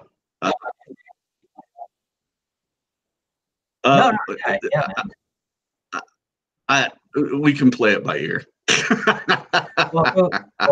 we want to say who it is, or? But I love him. It's Jason Metcalf. Okay. He's just I adore this guy. I just did. Oh well, you were breaking up. It'll be Jason Metcalf. He did the cover of my first novel, and is just one of the most incredible artists of our time, who I think really should be doing some stuff for the big too, because I mean his art is just a wonder to behold. And I know I sound like I'm kissing butt. I am. I mean, the guy, he deserves every bit of butt kissing I'm giving him, because he's that good. And I just would love to have him on, and I'm trying to get him on for not next Wednesday, but the Wednesday after that, if anyone's interested in hearing us talk to him and seeing if he has anything to promote, and maybe just look at some of his art and bring some people's awareness to it, because exactly. This guy's phenomenal. I know he's done some work for Xenoscope, and I think he's done some Valiant stuff and maybe a couple of Marvel variants, but I'm not sure. But if anyone is interested in his work, I mean, definitely go check it out. Jason Metcalf, you just type him into the Google machine, and it'll bring up what you're looking for. But yeah, his art is phenomenal. So I'm hoping to have him on. I think that'd be nice to let people get to know who he is, because he's an awesome dude. Yeah, I know. I've seen when John. The silence is deafening. Yeah. What's that? No, I'm sorry. I was trying to. I would like to also get. I'd also like to get Diana Simpson on at one point. Yeah. The owner of Mountain Empire Comics, so that we can discuss the upcoming RobCon. Because she and Rob over at the Bristol Mountain Empire Comics are running the show on that con, and I'd like to get the word out for that, because it's a wonderful local con from near where I live, and it's it's dynamite. It's good every year. They always have great guests, and it's been growing and growing, and they do a phenomenal job over there. As you know, I know you've been to RobCon. Oh yeah. I set up a booth last year. Well, I was going to ask you, man, did you want to do? I don't know if you're doing a booth this year or not over there, or if you wanted to. You know what? We can talk to Mountain Empire Comics and see about getting a discount on a table, and get in there so we can do our podcast. Yeah. And I can sell books while we're doing a podcast. It doesn't matter. Yeah. And you'll be happy to know that probably by that time too, I'm actually going to be having hysterectomy. Have a hysterectomy? Oh yeah, of course. No, I'm probably gonna. I just got a new graphics card, and like it just came, and my brother is going to help me build a new, basically a live stream desktop. So basically a computer. So and it's going to have like a strap on the side where I can bring everything in all in one. So it's going to have the tower. It's going to have the mics set up on the side where I can just tote everything. Yeah, basically. Yeah, because I mean the one that I use right now that I've been using is basically my gaming one. Yeah. And like heaven forbid something happens to it, and you know I'm out. And I'll be honest with you, all you need is a laptop or a Mac or a MacBook with a camera. To be honest with you. Well, I mean, for the away game, just to save money. Yeah. Well, I mean, the thing is that, well, I mean, I already have everything set up, so it's not. Okay. I mean, it's not that much, and also too, it's really lightweight. I mean, we've already went through specs, so it's not gonna. It's such a hassle. Yeah, bringing that rig. It's a bitch trying to because I have to unplug every fucking thing, and from the back I gotta but this one is basically just. So why don't you just? I have it like in a go. Why don't you just? So so it's all going to be set up and easy to roll. Yeah, it's basically that's what I'm saying. Good. It's like good. I'm gonna have like a new tower and stuff like that, and just a live stream. I mean, it's basically there's still gonna be wires and shit, but it's just the only wires I'm gonna have to plug in is basically going to be the mic, the camera, and keyboard and mouse, and that's about it. Or I mean, I could probably get a cheap keyboard wireless. But yeah, it's pretty much, man. That's what we're working on. And it's RobCon's in July or June, and I'm thinking about getting all this stuff done hopefully by April, May time. So I'll have that second setup for the live streaming and stuff. Yeah, so I don't have to keep on looking at this, man. Sweet. Yeah. What's up? We're gonna have to work out logistics. I mean, if you want to go to All-Star Con, because I'm staying with Gary for a week. Well, yeah, that's what I'm saying. We'll see. Okay, so I didn't know that you were gonna stay up there for like a week and stuff. So I will. I told you that when we were chatting, but I get it. No. Yeah, and that's. Well, I mean, before we. I get it. I get it. Don't throw something at me. Don't you? Don't. No. Stop. No. I never do that, man. No, I know we hadn't talked about it since. But. We message each other. That's what I'm talking about. Yeah. Yeah. I mean, I would love it if you were there. Yeah. No. I want to do it too. Okay, so Jason's gonna be there. Here's my thought process. Okay, I have so much money because number one, I have to see if I can even get the fucking time from work. Now, like 3 days. Yeah. That's what I was thinking. Okay, like if you and I, like even if if you drove up and like I filled up your tank there and back, because I thought that you were going to be up there for like 3 days and then come back.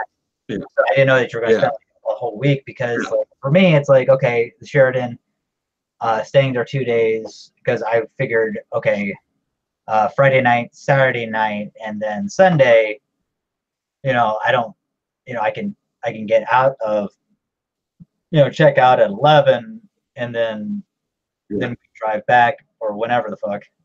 I didn't know if we were going to drive back Sunday or even if I had to stay like a third day. Great. Like if you wanted to leave on like a Monday, because that's where my mindset was, where I was like, okay, because I didn't know what but it's like I have only so much of a finite fund where it's like, okay, I can do this. I mean, because I know it's like $100 a night, and I don't even know if like they have like a military discount. So I was like, okay, well, let's just say I were to stay there 3 nights, it would be like $300 just for that. Then it's like, okay, if we were driving up, it would be like gas and stuff, and I'm guessing gas, 8-hour drive there and back. what, like 160, something like that. Yeah, something like that. But needless to say, let's not bore the audience to death with our travel plans. Are you going to be there? I don't know. That's what I'm saying. Are you gonna, I would love are you gonna try to be there? I would like to see Mountain Empire Comics have a presence there. Well, that's as a vendor, and if they did that, we might be able to hook all that up too. Well, that's what I'm saying. Yeah, because like that's why when I was on, when we were talking about it, because like if a group wanted to go, then it's like, okay, great, because it's one of those things. Okay, they got to get back. I got to get back too. So it's like we spend. I just think it would be an awesome a bit of exposure outside of the state for Mountain Empire. Yeah, and I think that would be great. No, I definitely want to go. I've never been a big person into like meeting people and stuff like, and that's just I'm like that's my thing. Like I love promoting shit. I don't care. I mean, like I like Tom King's, and I like to see Thomas Howell and stuff like that. It's great. That's cool. But I love just walking around and just being around and just seeing people. Absolutely. And shit. That's absolutely. Me. I just like interaction. I'm not there to meet. If you're there, man. if you're there, we can do a show from there. That'd be fun. Yeah. I mean, but see, that's the thing too, is that I have to see, like, if that's, I mean, I'm because just number one is like we would have to be hooked into the interwebs there. Number two, that's true. And also too, it depends on what the Wi-Fi is, because I remember the last one that we did for Bound Empire, it was out of sync. Like at least I think it was because it was just Friday. It was real busy and stuff like that. So if a lot of people are on the Wi-Fi, then it's going to be really bogged down. So it may come in. I'm wondering if we can. What's up? I'm wondering if we can record. What do you mean record? Record. Just like audio? No, just record a video. Oh, well, yeah. And then post. Yeah. I mean, we need like a fucking. We have one. A camcorder? A nice camcorder, yeah. Okay, yeah. Well, we can do that shit. Yeah, not a problem, dude. We'll figure something out. Do something with that. Sorry, I was just thinking. I was like, well, I don't have a camcorder. I need to get one. Kelly has one. Oh, okay. But yeah, I'd have to. Yeah, I mean, I'd have to do some special favors to borrow it, but I'm more than willing to do those special favors. I bet you will.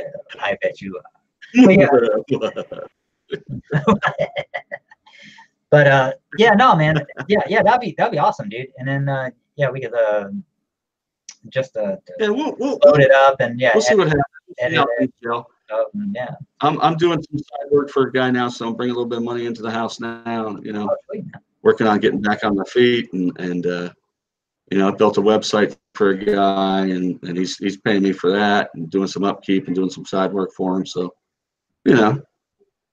see where that goes. Yeah. Yeah, and also too, man, it would be good for us, man, just in general, man, just to get like some exposure to us outside of JC and stuff. Outside of the general area, yeah. Yeah. I've enjoyed our exposure. No, I mean, yeah, I love exposing ourselves. I do. It's great, I do it all the time. Yeah. My neighbors still won't look me in the eyes. Yeah. Well, that's because it's cold, probably. Because they've seen everything. They've seen everything. I just walk out naked. Naked. Bathrobe, big old belly. Naked. Spitting. Naked as with just this hat on. In a robe that's open. Pink bunny clothes.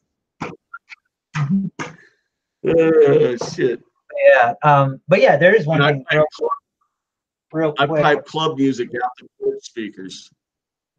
Like, I have been reading this, man. It's Conan the Slayer. It's by Cullen Bunn. Oh, that's really good, beautiful. man. Yeah, that's Lee That's- Bermejo does the art of the cover. Who wrote it?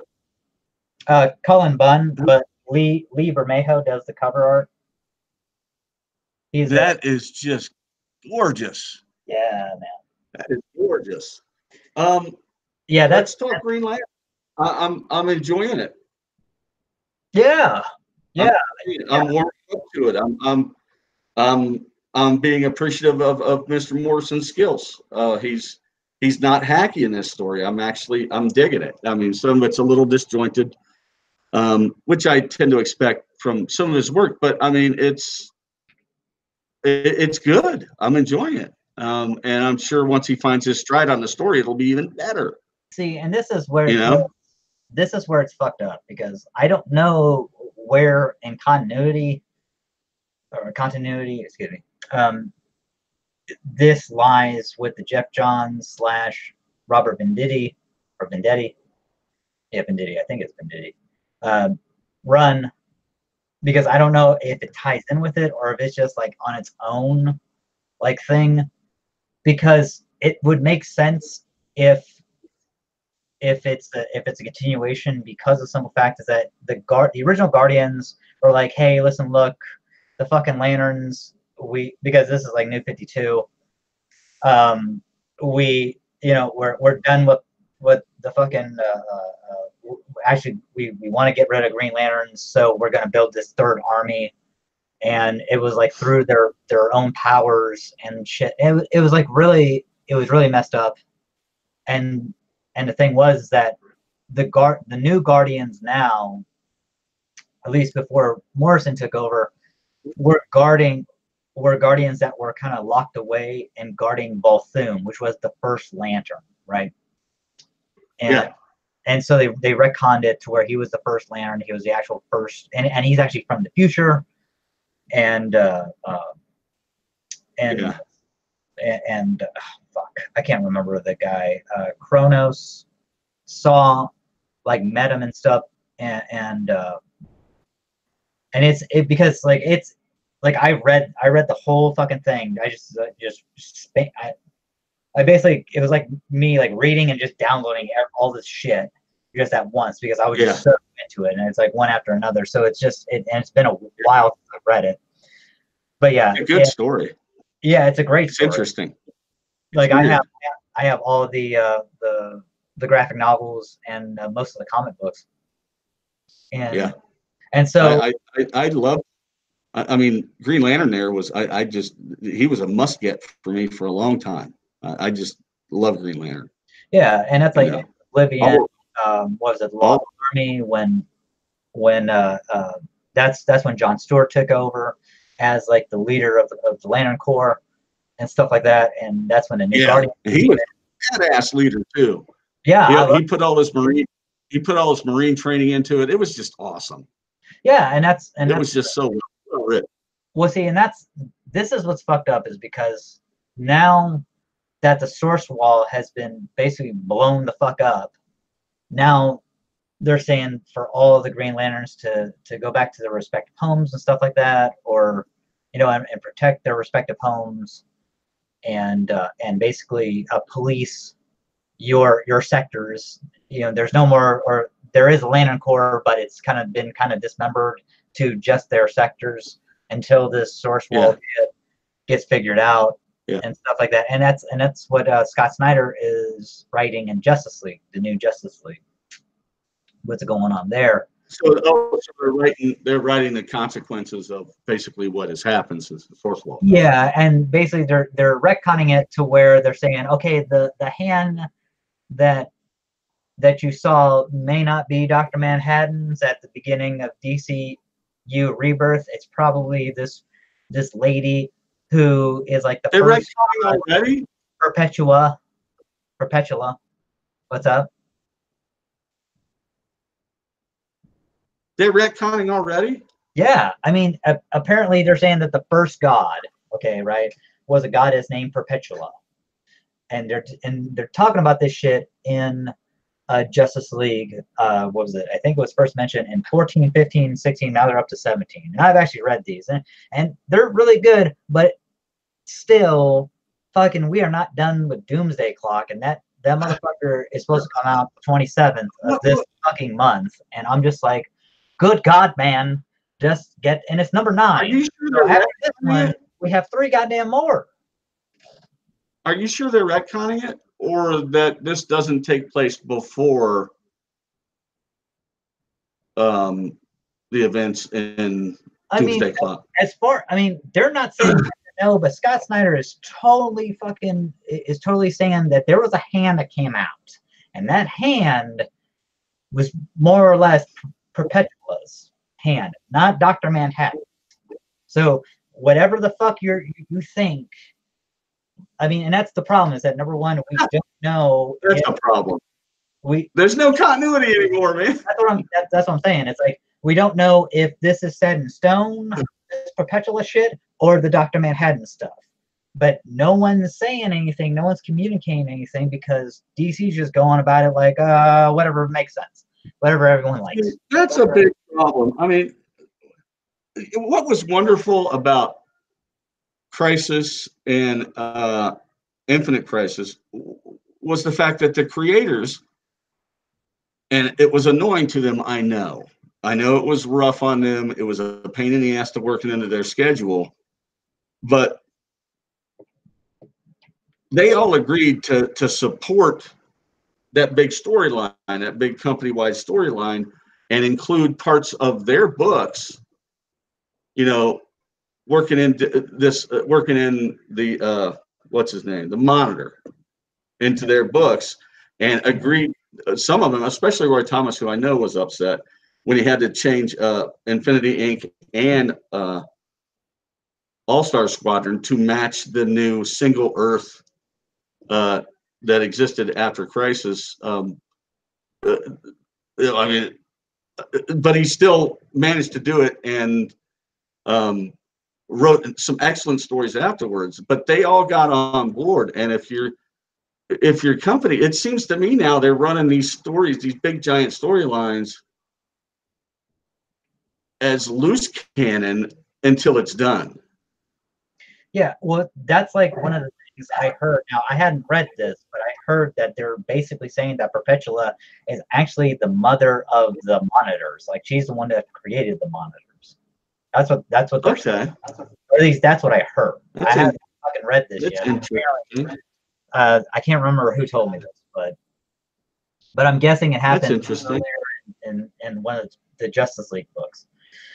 But that's the other thing too, man. It's like what we were talking about with Kevin about Dark Knight's Metal, right? Dark Knight's Metal it's great for what it is, but where the fuck in continuity?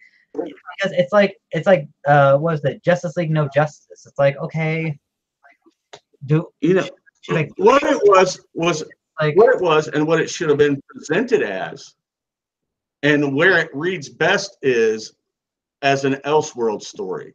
Yeah. If you pretended you didn't know anything about the DC universe before or after, and just allowed it to be suspended in its own little time bubble, you know what I mean? It would have been great. But some of it, it just didn't smack right. It didn't read right. Maybe I need to go back and read it again, but I just didn't enjoy it as much as I had hoped I would. Which one? Now the alternate, I'm a big alternate universe guy. The alternate Batman creations was kind of a neat thing, but yeah, it's the story. I love the single stories. I love like the Dawnbreaker, right? The Green Lantern. Yeah. I love the Drowning, the Aquaman, Aquawoman one. Yes. I love like the single story, Red Death, the Flash. Love those. Yeah. Wasn't real big in the Destroyer. Yeah.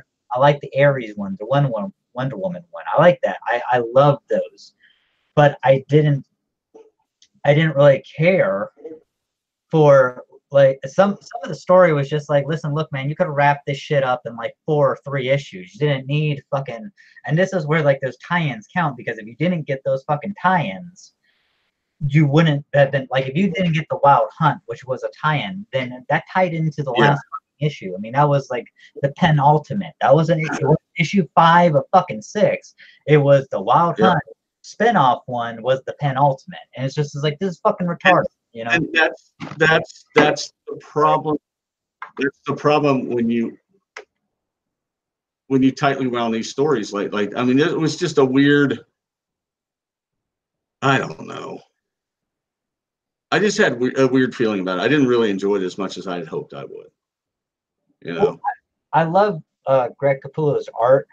I like. Oh, I do. I like Scott Snyder's writing. He's a phenomenal writer, man. It's just, I was reading Batman. Capullo and Snyder were writing it. I loved their Batman work together. It was phenomenal. It was amazing. But I didn't. I just something about this story just didn't gel for me. You know. well, yeah. I mean, Snyder's a good writer, but I don't think he has like the Johns or the Busiek chops to draw on history like that story tried to do. Well, that's like That's when he did All-Star Batman. I thought the first one was really good. The one where him and Two-Face go on a road trip. That was kind of cool. I mean, John Romita Jr., I'm not real big into his art, but I thought that he drew really good in that because it looked like he actually gave a shit. Instead of drawing like his more stylized stuff, which is like, I'm not saying that he doesn't give a shit, but it's not clean. I get it. Very sketchy. It's just, I'm just not, I mean, you see his art from the 80s and the 90s. It's really cool, man. It's like more clean, more pronounced, more vibrant, stuff like that. And then to 2000s, John Romita Jr. is just like, and but it's like this one, but the All-Star Batman with Two-Face, the first volume was great, and then you get into the other one. Oh, man, I can't remember because I stopped getting the fucking book, man. I just kind of fell off of it. And the last one was called The First Alley, and that's where they kind of retconned fucking Alfred, and there was like a clone of Alfred, which was just, I can't remember if his name was Nemesis or whatever. I can't remember. It was just so fucking dumb. It was just like, Look,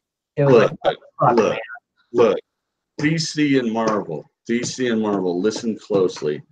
Stop retconning characters individually without notice. That shit needs to happen during your fucking countless mega events. You know, stop it. Yeah. All right. Well, yeah, you gotta. Anything else? I mean, I'm good. Is there anything else that you want to talk about, man? I mean, I know you gotta go. So. I gotta pee, but. Yeah. Okay. Well, yeah. That's it. No, I'm sorry. Let me see. Was there anything that? There were some things I did want to talk. I read the new Immortal Hulk. It was very good. It was a nice wrapping up issue for the first arc. Mm-hmm. I really enjoyed it. Let's see what else. Books of Magic still continues to be good, if not too short each issue. House of Mystery is going strong. I don't think I've read anything else. Before we get off, I just wanted to I wanted to talk about Green Lantern a little bit too. I know you got to pee, man, so I just try to make it quick.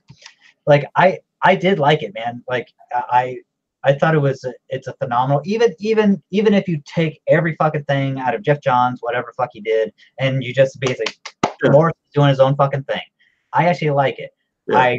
I do, because I do like how it's kind of going more into the renegade aspect of the Green Lantern, and also too, it's like you see shades of Parallax. Like there are some, the way that Liam Sharp draws Hal Jordan, and you see like you see him in shadow, right, and his mask is just like, you see a little bit of light, and then you see like it looks like a pin drop eyes through the mask. And I'm like, is he turning back into Parallax? What the fuck is going on, dude? It's like, you know, I mean, it's just, it's really, I like it. I'm enjoying it, and three. I'm enjoying the very Morrison-esque take on the aliens. Yeah. I like that. I like what they're doing with that. It's an engaging story. It's very imaginative, and it's right up his alley. I think he's doing a much better job than I was worried. I am a naysayer. I'm sure he's a great guy, but I'm not the hugest fan of his work. But this is an amazing piece. I'm enjoying it. I love the art. Yeah. My God, the art's phenomenal. Oh yeah, man. It's beautiful. It's so Judge Dredd that I just, Carlos Esquizera. It has that feel to it. It's just amazingly well done. Yeah, I mean, I this like is Liam Sharp at his finest, man. I mean, it's really good. I will say Absolutely. To people who are watching, if you wait for the first volume, it's coming out in hardcover. It's gonna be $25 fucking. And so if you can get 1 through 6 or we're up to 4 now, but it's gonna be coming out, and they're not doing a trade paperback first, which they're fucking morons. But if you can go back and get like a first or second printing, it's really good, because I would not pay $25 for the fucking hardcover. I mean, if you're a big Green Lantern fan, more power to you. But I'm not that. I enjoy the stories, but if that motherfucker, unless if it's like going to be half off on in the clearance aisle, hell no. I like hardcovers, but holy shit, I'm not paying $25 for it. Sorry. But yeah, but it's really good. It's a really good book. It's phenomenal. That's your rant? Yeah, that's pretty much my Is that rant. your rant? Should we go into Joy Lawrence or Johnny Lawrence again? Johnny fucking Lawrence, baby. I'm just saying. I'm just saying. That's my favorite. Oh yeah, man. Dude. I was. It's fun. Before we leave. I'm telling you, man. I was watching that.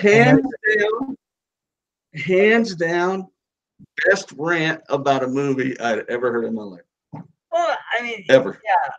Well, also, dude, I love that episode, because we were talking about fuzzy holes. We were talking about how you can throw crack rocks and pay them. It was like, oh my god, dude, that was like one of like the top tier, like best fucking live streams you've done so far, man. Dude, I love that, dude.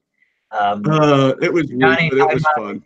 His genius level IQ and his enormous dick to the lady who was trying to sell him on Doctor Who. That was fucking phenomenal. That was classic Lupsha at his best. He's a funny dude, man. I love it. Yeah, no, dude. We gotta have him back on, man. It was just really good. And I'm serious. We need to have him back on, and you absolutely need to read his books. This world books are. And that's the other thing too, man. He can write. I mean, Johnny, if you're watching, I don't want you to get upset. I mean, he's no Chris Schwartzlander, but the guy can write. Yeah. Well, I mean, and that's why I would love to go to All-Star Con too, man, and like actually get his books there, in person. Yeah. Hopefully he would. Yeah, he's a really nice dude, and he's got the cutest kids, and his wife's just an angel. I mean, they're just a great family. Yeah. They're a great family. Oh yeah, and yeah, I mean, he seems like a real down to earth dude and a real family man. So yeah. But I mean, other than that, I mean, I have nothing else on the docket or agenda. Chris, I know you got to pee. Is there anything else you wanted to? I think we're good. Get shot out. Do. All right, man. Well, I guess I do want to give a shout out to my friend Jason Goldsberry, who I talk about a lot. He will be at All-Star Con with me. He's a very, very special part of my my journey through life. He is my heterosexual life mate, and he will absolutely be there, hanging out and signing books too, because he did all the technical layouts and stuff like that. So, and some art in the first book. So, come on out. Yeah. Oh yeah. I'll give a shout out one more time to Kevin Bednarz. Hopefully I said that right. Yes, that's right. Yes, yeah, okay. He's an amazing dude. He's a good man. Yeah, thank you so much, Kevin. Hope you watch it, and yeah, we'll definitely try to get the audio. I'm not gonna lie, I kind of don't know how to do that, but I will try to figure it out how to just get the audio so he can have it. But yeah, I just wanted to give it because this is like me kind of like learning as I go type shit. So that's why I'm like, yeah, we can figure it out. Yeah. Oh yeah. I mean, there are programs where you can download YouTube videos with just the audio. Oh really? No shit. Okay. Yeah. See, I'm sorry, folks. I'm new to this. I know I've done like we've done like. And they're free. I mean, they're free on the net. I mean, just watch out what you download. Yeah. Or you get like fucking Trojan viruses and all malware nowadays. But yeah. Thank you once again, Kevin Bednarz, for hanging with us, and hopefully you can do it again sometime. Thanks so much for telling me. Yeah, and I'd like to have Mike on at one point. Mike McNutt, he's just exactly. He's an awesome dude. And they did he and Kevin recently went to California to the Stan Lee tribute, which I thought was just phenomenal. Oh yeah. And they took a bunch of pictures at iconic movie places that were really cool.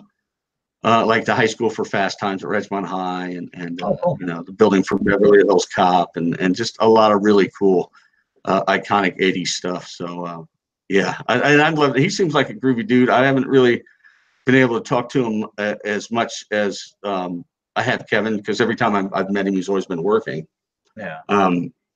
I'd like to, sometimes spend some time with him, and maybe on this show would be great. Yeah. He's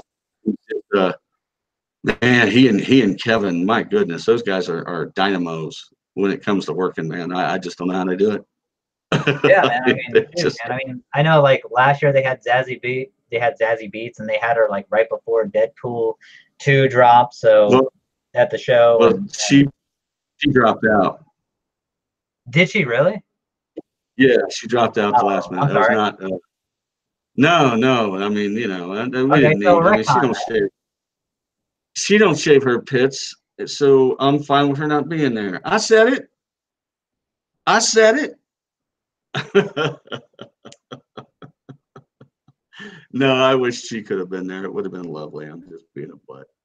Because I know they were talking about that, because I saw a video of it on I think when they were at AwesomeCon, they were promoting All-Star Con, so they were talking about how like Deadpool 2 would drop first, and then at All-Star Con she was supposed to be there, but I guess that didn't. That would have been really cool. I mean, it would have been a great. It would have been a first con.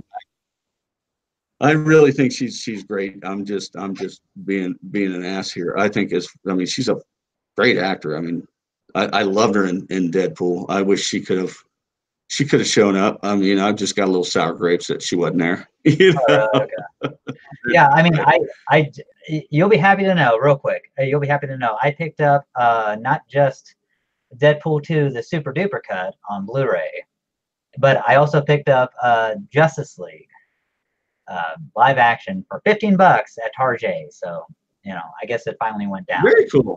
It was $25, and I was like, I am not paying $25 for this, but $15, But all right, man. I know you gotta pee. So that's funny as hell. That's funny as hell. I bought it on 4K. Yeah, it was probably like $30 or some shit. I'm a fool. I had to have it. No, you're good, man. Looks great. No, hey man, I wish I had a 4K TV, or but I'm still rocking 1080p, man. So I mean, but still, we'll work on getting you. We'll work on getting you one, man. Oh yeah, I mean, shit. I mean, unless the YouTube's gods like rain money down on our little channel, I don't think I'm gonna fucking have it. We'll work on getting you a nice 4K TV. All right, that sounds good to me, man. That's what we're gonna do. That's where we're going with this journey. We're gonna get you a 4K TV paid for by this little show we're doing. Well, thanks, man. Oh man, that gives me all the. I mean, hey, it's a goal. You gotta have goals, and little goals, man. They grow up to be big goals. Exactly. So I'll be like, I really would like another Maserati. Think wealthy, get wealth. All right. On that, we'll start to close it down. Thank you again, everybody. Please like the video, subscribe to the channel, Please. and thank you, Chris, once again, man, for being with me on this journey, man. Hopefully, we'll It's fun, man. I'm having a ball. I am You know, too, man. I'm blessed to be surrounded by great people. I know, man. It's like, I mean, Yeah. I feel the same way, man. It's like I'm always flabbergasted that you're surrounded by me, a great person. That's always, you know. Yeah, that's you know. I mean, other than the smell, it's all right. You know, it's like I'm glad that you see my smell- greatness. You know, it's like that it's You shining. smell like I am. You smell like I imagine John Travolta smelled when he dressed up to go disco dancing on Saturday Night Fever, Oh, thanks, man. and his dad messed up his hair. You've never seen that movie, have you? What, Saturday Night Fever? You fucking ain't right, I have. Dude, Have you? yeah, it's like, dude, my father, man, he used to be a dance instructor for Arthur Murray, man. That's like, that was like, Oh, really? yeah, no shit, yeah. Dude, that's really cool. Yeah, man. Yeah, it's like, That's yeah, really I cool. grew up with fucking John Travolta. Dude, my father had like a polyester fucking suit, white, just like fucking from Saturday Night Fever. Flared fucking pants and all. It's like, oh my god, the fucking platforms. Oh yeah, dude. Yeah.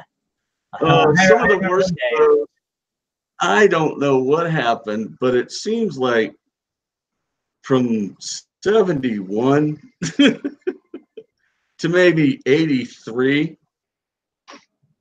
there were some really bad fashion statements. You know, I don't mind the flared pants. I don't like bell bottoms, but you know, the flare, because I wear boot cut jeans, so they're a bit flared at the bottom.